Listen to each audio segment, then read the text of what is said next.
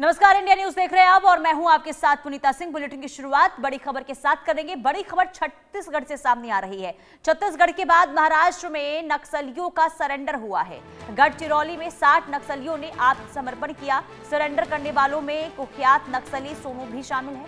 नक्सलियों के पास से 50 हथियार भी बरामद किए गए हैं। तो ये बड़ी खबर आपको बता रहे हैं। सरेंडर करने वाले कुख्यात सोनू, जिसने सरेंडर किया है, आत्मसमर्पण किया है और सरेंडर लगातार देखिए नक्सलियों के द्वारा किया जा रहा है। पहले हमने देखा था छत्तीसगढ़ में किस तरीके से नक्सलियों में खौफ देखने को मिल रहा है, सुरक्षा बलों की ओर से जो कार्रवाई की जा रही है।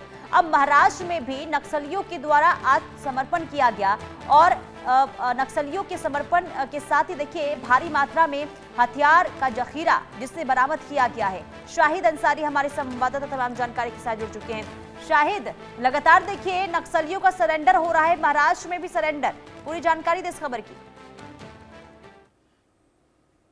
जी पुनीता, देखिए ये बहुत बड़ी खबर है, खासकर ऐसे लम्हों में जब सरकार लगातार नक्सलियों को मेन स्ट्रीम में लाने की कोशिश कर रही है। या तो दो ही रास्ता उनके पास बचा है, या तो वो आत्मसमर्पण करें या तो फिर जो है मुठभेड़ में ढेर हो जाएं। लेकिन इसी कड़ी सरकार की जो कोशिश रही है, उसी कोशिश को समझ लीजिए कि एक तरह से ये सफल कोशिश रही है कि नक्सली कमांडर भूपति जो है अपने 60 साथियों के साथ सरेंडर किया है।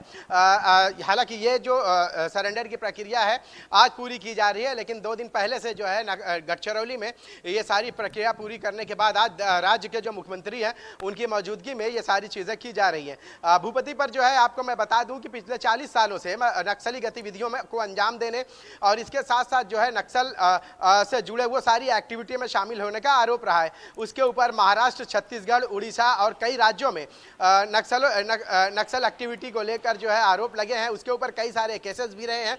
इसके साथ साथ वो नक्सलियों का प्रवक्ता भी रह चुका है। लेकिन अब आज की अगर हम बात करें तो आज जो है अधिकृत रूप से जो है वो अपने 60 साथियों के साथ गढ़चिरौली में जो है आत्मसमर्पण किया है और इसके साथ जो है जो हथियार उनके हैं वो भी उन्होंने वो किया है, ताकि जो है एक तरह से वो आम इंसानों के जैसे या मेन स्ट्रीम की जो जिंदगी है वो जी सके। क्योंकि 40 साल से जो शख्स एक्टिव रहा है उस पर कितने आरोप रहे हैं और 1 करोड़ से लेकर 10 करोड़ तक इनाम भी रहा है। राज्य के कई जगहों पर उसके ऊपर मामले भी दर्ज रहे हैं और हमेशा से, यानी 1-2 साल नहीं बल्कि 40 साल से वो जो है नक्सलियों के साथ जो है काम कर रहा था। एक तरह से ये कहना कि कई अहम मोमेंट जो रहे हैं नक्सलियों के उसमें उसने हिस्सा लिया है, कई मोमेंट को जो है उसने लीड किया था। लेकिन अब जो है वो अपने साथियों के साथ सरेंडर किया। ये प्रक्रिया काफ़ी दिनों से चल रही थी और जब बातचीत पूरी मुकम्मल हो गई है तो उसके बाद उसने अपने साथियों के साथ जो है सरेंडर किया। हम इसको सिर्फ यही नहीं है, हम देश के अलग अलग हिस्सों में अगर पुनीता बात करें तो जहाँ पे भी नक्सल प्रभावित इलाके हैं उन सारे इलाकों में सरकार ने जो है हर संभव कोशिश की है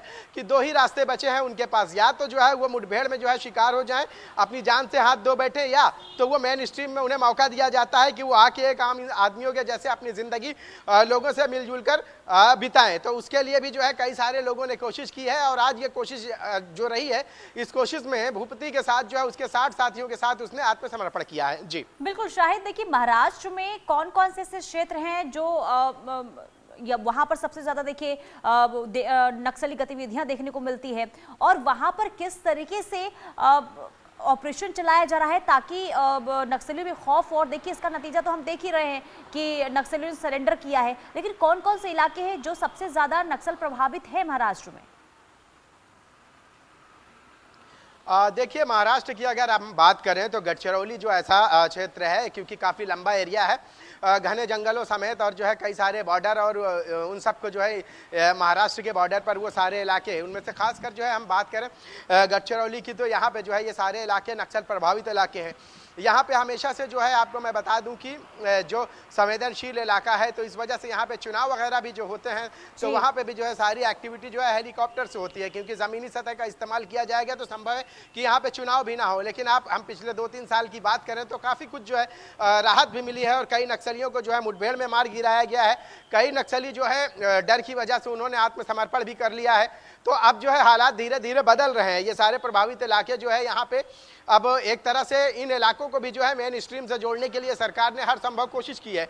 गढ़चिरौली जैसे इलाकों में भी जो है काफ़ी अलग कुछ देखने को मिल रहा है।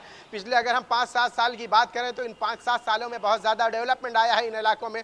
जहाँ कभी सड़कें नहीं हुआ करती थी, अब इन इलाकों में सड़कें, पानी और इसके अलावा हॉस्पिटल और इसके साथ साथ जो है छोटी छोटी कॉलोनियाँ, अब इन सबको बनाकर जो है इन इलाकों को जो है पूरी तरह से जैसे दूसरे शहर हैं उनके जैसे बनाने की हर संभव कोशिश की जा रही है। हालांकि आमतौर पर ये इलाके, पुनीता मैं आपको बता दूं कि नक्सल प्रभावित इलाका होने की वजह से मेन स्ट्रीम से या दूसरे शहरों से जो है बहुत पीछे रहे हैं, क्योंकि कोई भी योजना, कोई भी चीज़ें यहाँ तक पहुँचने से पहले ही नक्सली उसको जो है विफल बना देते हैं। और यही वजह है कि हमेशा से यहाँ के लोग जो रहे हैं हमेशा डर और खौफ के माहौल में जिए।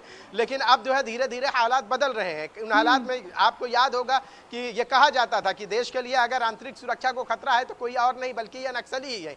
और इनको जो है कोशिश यही रही है कि इनको मेन स्ट्रीम से जोड़ने और इन्हें आम शहरियों के साथ जो है कदम से कदम मिलाकर सरकार की ये कोशिश रही है। और वो कोशिश एक हद तक कामयाब भी दिखाई दे रही है, जिसकी वजह से आज देखिए कि एक कमांडर ने अपने 60 साथियों के साथ जो है आत्मसमर्पण किया है। सरकार की भी यही ख्वाहिश है कि उन सारे इलाकों में जहाँ पे भी नक्सली है उन्हें अब उनके पास सिर्फ 2 रास्ते हैं। एक तो ये, या तो वो आत्मसमर्पण करें या तो फिर पुलिस मुठभेड़ का सामना करना पड़ेगा, क्योंकि जब गोली चलेगी तो जवाब दोनों तरफ से होगा, तो और इसमें जो है नुकसान भी दोनों तरफ से होगा। तो ये सारी कोशिशें की जा रही हैं कि किस तरह से नक्सलियों को जो है पूरी तरह से मेन स्ट्रीम में लाया जाए और आम लोगों के साथ जो है उनको कदम से कदम और शाना बशाना मिलाकर जो है चलने के लिए जो है सरकार हर संभव कोशिश कर रही है और उसकी ये एक पहल है। जी ठीक है, शायद बहुत शुक्रिया तमाम जानकारी देने के लिए। जो पहल की जा रही है उसका नतीजा